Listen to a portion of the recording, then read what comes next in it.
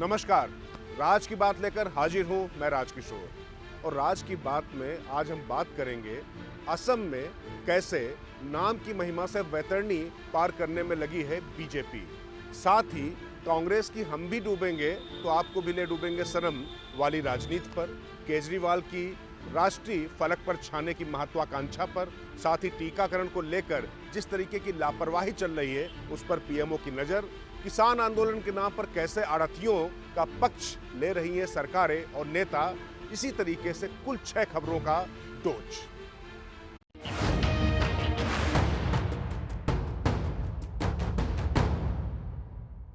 पूरे देश की निगाहें फिलहाल पश्चिम बंगाल के विधानसभा चुनाव पर लगी हुई हैं।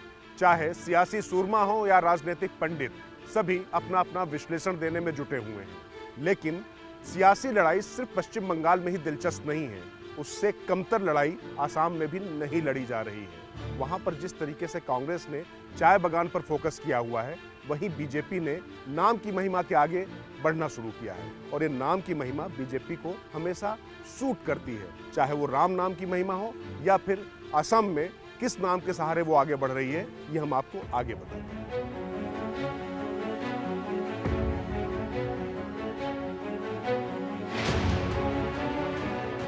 दरअसल बीजेपी ने जिस तरह से बंगाल को जीतने के लिए पूरा दमखम लगा रखा है, ठीक उसी तरह से नाक की लड़ाई असम में भी लड़ी जा रही है। कांग्रेस ने भी अपने पुराने सियासी किले को वापस पाने के लिए एड़ी चोटी का जोर लगा रखा है।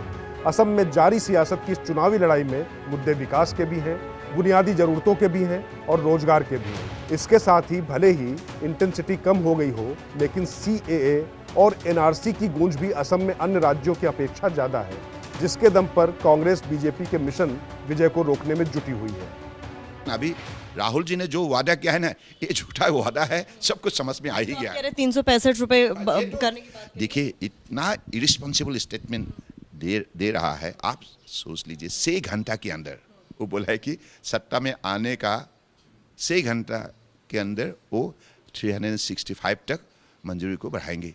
कितना झूठा वादा किया। ऐसा लोगों को ऐसे अपमान नहीं करना चाहिए। कांग्रेस बगान के जरिए अंतिम व्यक्ति तक पहुंचना चाहती है, तो बीजेपी के अंतिम व्यक्ति तक पहुंचने का फार्मूला है नाम घर।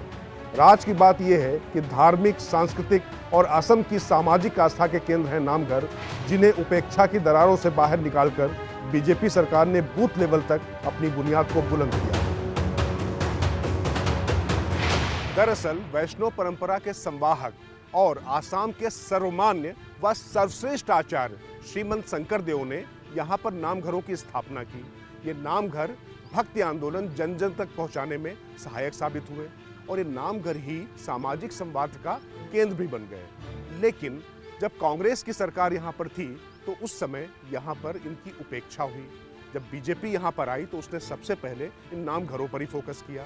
असम के वित्त मंत्री हिमंतो विश्व शर्मा ने 8000 नामघरों को 2.5 लाख रुपए असोम दर्शन योजना के तहत आवंटित किए। इसके बाद जाहिर तौर पर भक्ति आंदोलन की ये जड़ें जिस तरीके से लोगों तक पहुंची, उसका सियासी फायदा मिलना बीजेपी को तय नजर आया।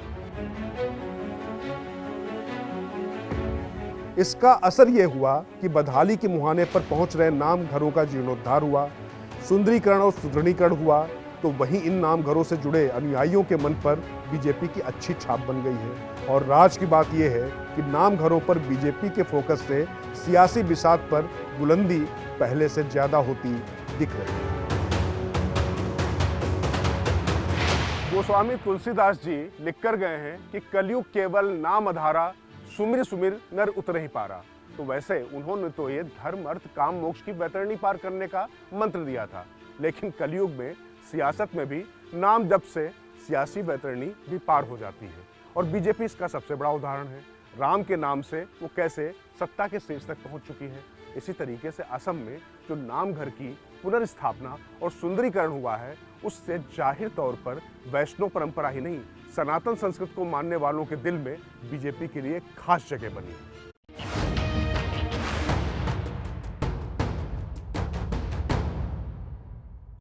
2014 में बीजेपी ने नरेंद्र मोदी की अगुवाई में कांग्रेस मुक्त भारत का नारा दिया।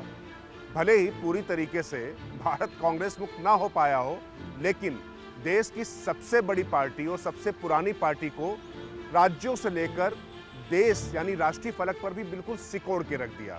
अब कांग्रेस के लिए मजबूरी ये है कि किसी भी तरीके से बीजेपी को परास्त किया जाए। अब वो जीत के लिए नहीं सोच रही है, वो बीजेपी को हराने के लिए अपना पूरा दमखम लगा रही है और उसकी सारी रणनीति इसी पर है कि किसी तरीके से बीजेपी हारे। और ये राहुल गांधी की हम तो डूबेंगे सनम लेकिन तुमको भी ले डूबेंगे वाली सियासत पर बताते हैं आपको राज की बात।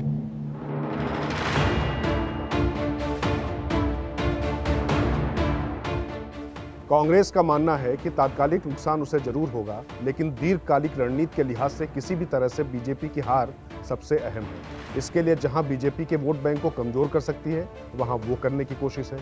इसके लिए वह जहां पर मजबूत थी वहां भी सहयोगियों के सामने झुकने को तैयार है ताकि बीजेपी के खिलाफ मोर्चेबंदी तगड़ी हो। साथ ही मुद्दों में भी वह बीजेपी के समांतर ही चलने के लिए केसरिया पार्टी की चाल चलने से भी गुरेज नहीं कर रही है। पश्चिम बंगाल में कांग्रेस का स्थानीय नेतृत्व चाहता है किसी भी कीमत पे ममता की हार हो, जो कि उनके अस्तित्व के लिए खतरा बन चुकी है। लेकिन राष्ट्रीय नेतृत्व की प्राथमिकता है कि किसी भी तरीके से बीजेपी को परास्त किया जाए। इसलिए स्थानीय नेतृत्व की भविष्य की आशंकाओं को खारिज करते हुए साफ साफ निर्देश दे दिया गया है कि बीजेपी को हराना ही मकसद होना चाहिए और इसी लिहाज से सारी रणनीति बन रही है।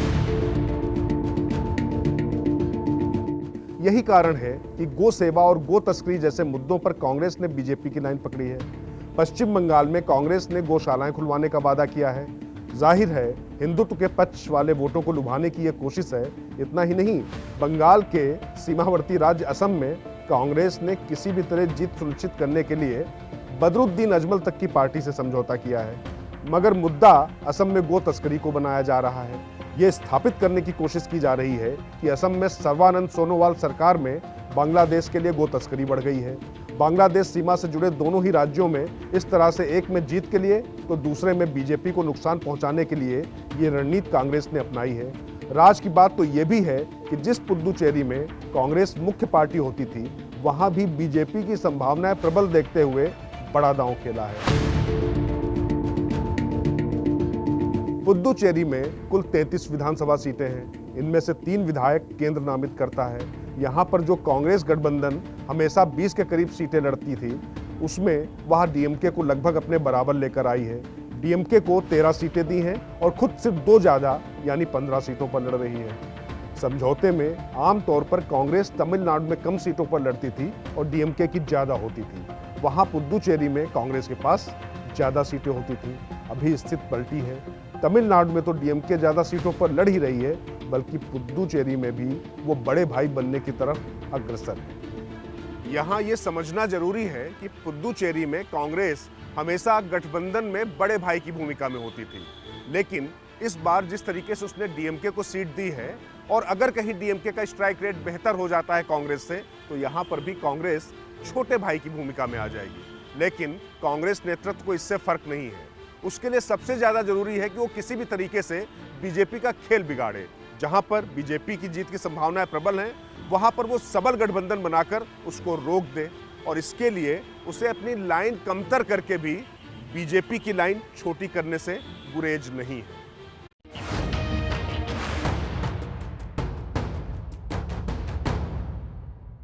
तीन कृषि कानूनों के नाम पर चल रहे किसान आंदोलन के साथ जैसे एक दुष्चक्र बन गया है।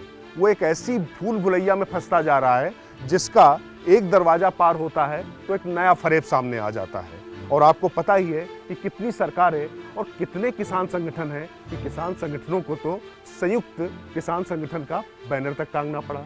लेकिन जब आगे बात बढ़ती है तो पता चलता है कि नाम किसका है और काम किसका हो रहा है। बात किसानों की हो रही है, लेकिन उसके पीछे मंतव्य, सियासत और मुद्दा कहीं कुछ और ही है। तो राज की बात में आगे खोलते हैं इसका नया दरवाजा।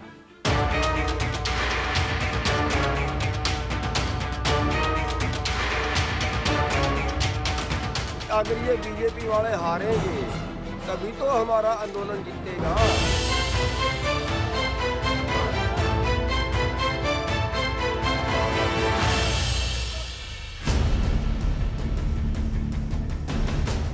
राज की बात यह है कि जिस आंदोलन को आप किसानों की लड़ाई मान रहे हैं, जिस आंदोलन को आगे बढ़ा रहे नेताओं को आप किसानों का रहनुमा मान रहे हैं, जिन पार्टियों और सरकारों को आंदोलन के समर्थन में खड़ा हुआ देख आप किसानों का हितैषी मान रहे हैं, दरअसल वो सब किसानों के नाम पर खेल कर रहे हैं। खेल भी कोई छोटा मोटा नहीं, बल्कि इतना बड़ा कि अन्नदाता को भी बिचौलियों के मकड़ जाल से मुक्ति ही ना मिले।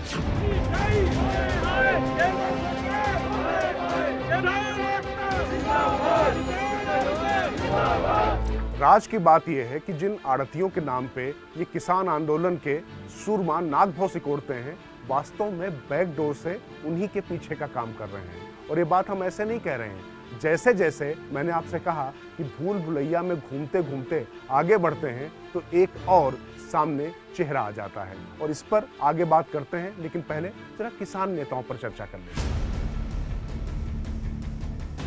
दिल्ली की सीमाओं पर मोर्चा खोलने वाले तमाम नेताओं में से एक नेता हैं डॉक्टर दर्शन पाल। किसानों के बीच मसीहा की छवि बनाने के लिए हर प्लेटफॉर्म पर आढ़तियों को अन्नदाताओं का दुश्मन बताते आए हैं और उन पर लगाम लगाने की मांग से भी कभी पीछे नहीं हटे। लेकिन जब कृषि कानूनों के जरिए किसानों तक सीधा फायदा पहुंचाने की बात केंद्र सरकार ने की तो दर्शन साहब के मन में दबा आढ़तियों का प्रेम खुलकर सामने आ गया। क्रांतिकारी किसान यूनियन के अध्यक्ष दर्शन पाल आढ़तियों के हित पर अड़ने लगे। किसानों के हित के नाम पर आंदोलन और आंदोलन के लिए समर्थन के फरेब में ये तस्वीर बानगी बन गई। किसान एकता जिंदाबाद, भारत जरूर।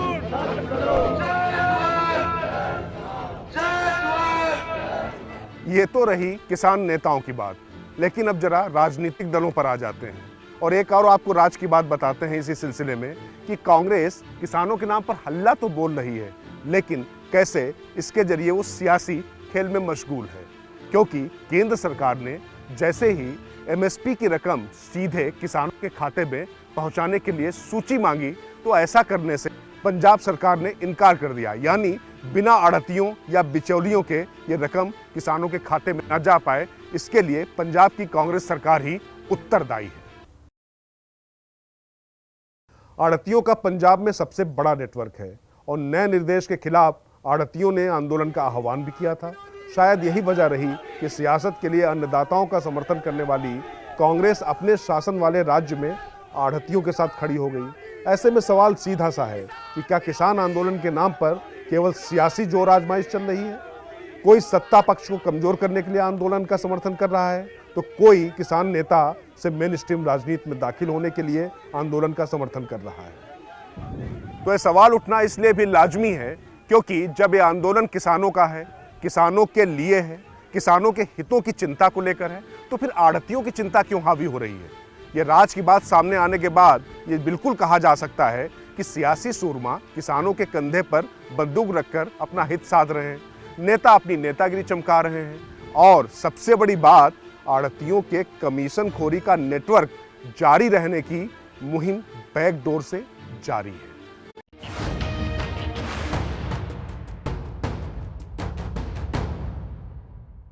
आम आदमी पार्टी के सुप्रीमो और दिल्ली के मुख्यमंत्री अरविंद केजरीवाल की राष्ट्रीय स्तर पर छा जाने की राजनीतिक महत्वाकांक्षा पेंडुलम की तरह कभी इधर कभी उधर होती रहती है। इसका कारण है कि जिस तरीके से उनको सफलता मिलती दिखाई पड़ती है या असफलता मिलती है, उस हिसाब से उनका मानस बनता है।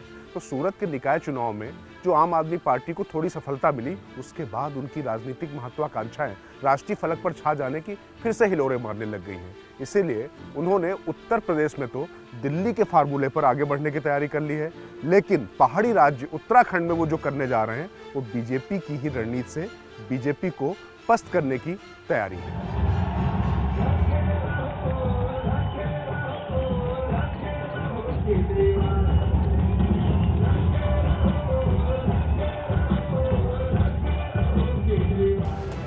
दिल्ली में बिजली हाफ पानी माफ ने केजरीवाल को विजयी बनाया। एक बार नहीं बल्कि 3 बार इसी फार्मूले के सहारे आपने देश की राजधानी में अपना परचम फहराया।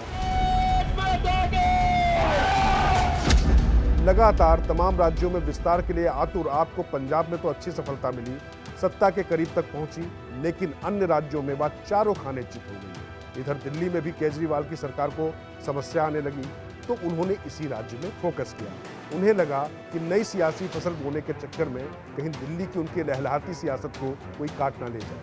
कुछ दिन शांत धारण करने के बाद अब आम आदमी पार्टी ने फिर से पैर पसारने की योजना को अमली जामा पहनाना शुरू किया।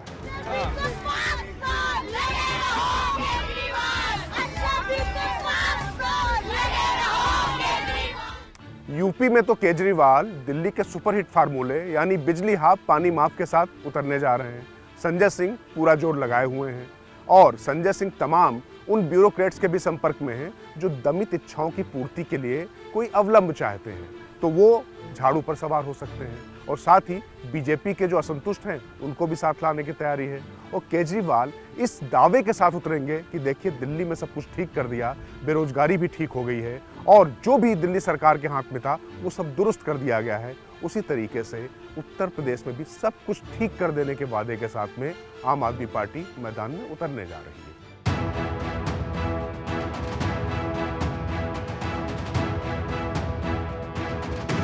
वहीं पहाड़ी राज्य उत्तराखंड में आप बेहद आक्रामक हैं। पंजाब की तरह उत्तराखंड में उसे भविष्य की संभावनाएं ज्यादा नजर आ रही हैं। यहाँ पर आपने बीजेपी की तरह दूसरे दलों के मजबूत स्तंभों को तोड़कर अपने खेमे में लाने की बिसात बिछाई है। जिस तरह से पश्चिम बंगाल में तृणमूल के बड़े दिग्गजों को पार्टी में शामिल करा पूरी फिजा बदल दी बीजेपी ने, वैसा ही कुछ आप भी उत्तराखंड में करना चाहती है। जय श्री राम, जय श्री राम, जय श्री राम। आपके वरिष्ठ सूत्रों के मुताबिक उत्तराखंड में तो कांग्रेस के करीब 40% असंतुष्ट नेता पार्टी में आने को तैयार बैठे हैं। वहीं बीजेपी में भी हाशिए पर चले गए कुछ पॉकेट में प्रभाव रखने वाले नेता भी लगातार संपर्क में हैं। केजरीवाल ने उत्तराखंड में इन सभी असंतुष्टों की भूमिका तय कर ली है, चाहे वो संगठन को लेकर हो या फिर उनको टिकट देने को लेकर। मसलन जहां पर बीजेपी और कांग्रेस की तरफ से थोड़ा भी दागी उम्मीदवार होगा, उसकी तुलना में अच्छी छवि के व्यक्ति को खड़ा करके आक्रामक तरीके से आम आदमी पार्टी जीतेगी। लेकिन उसके सामने सबसे बड़ी समस्या है सैनिकों या पूर्व सैनिकों के परिवारों के बीच में पैठ बनाना। उसके लिए उन्हें एक बड़े चेहरे की तलाश है जो अभी भी जारी है।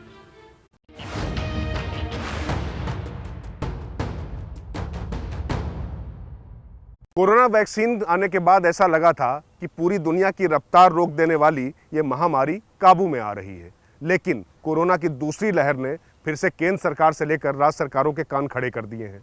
चिंता इस बात की है कि कैसे अब इसकी दूसरी लहर को रोका जाए। लेकिन राज्य की बात में इससे भी बड़ी चिंता की बात है, वो सिस्टम जनित है कि अगर इस पर सिस्टम को काबू करके नहीं रोका गया तो समस्या गंभीर हो सकती है।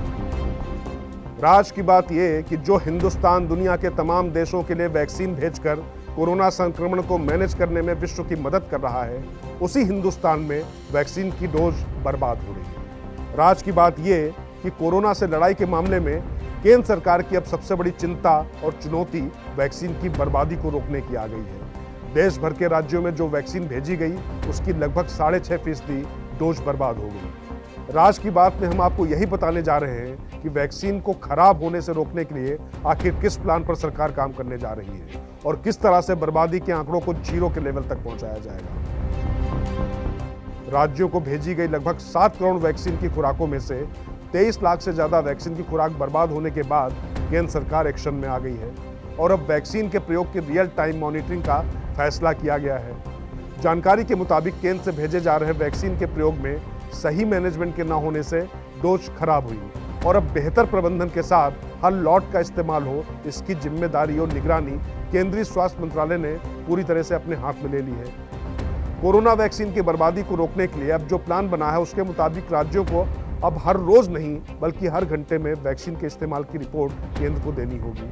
मंत्रालय में कोरोना की एक डोज के इस्तेमाल की जानकारी होगी, कौन सा लॉट कब भेजा गया, उसका इस्तेमाल कैसे होगा, इसका ब्यौरा हर घंटे राज्यों को केंद्र सरकार को देना होगा।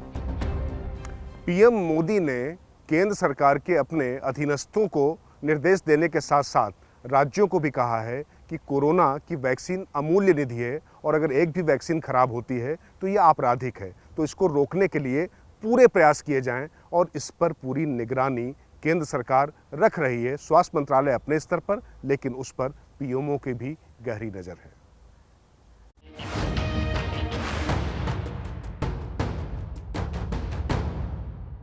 राज की बात में इस हफ्ते इतना ही। मुझे दीजिए इजाजत।